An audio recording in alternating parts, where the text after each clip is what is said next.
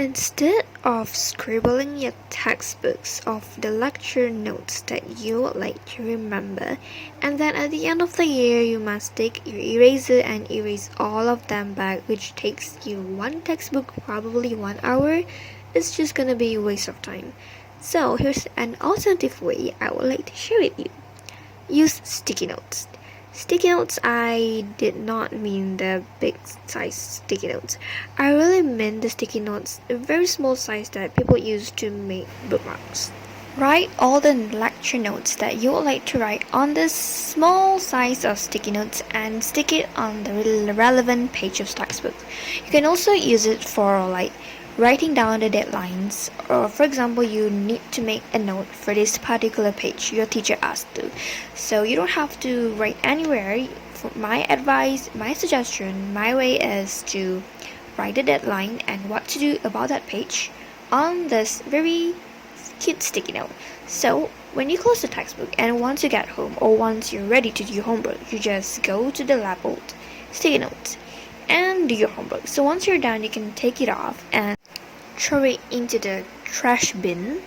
Or let's say you're too lazy, at the end of the year you don't have to spend your time erasing all the scribbles, but you can just simply take them all off from the textbooks, and once you got this pile of sticky notes of papers, you don't feel guilt to throw because it's not useful to reuse anyway.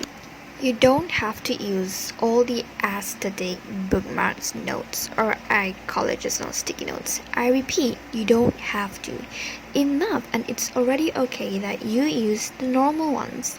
It doesn't matter whether it's fancy or not fancy, because what we really want is the effectiveness of taking lecture notes.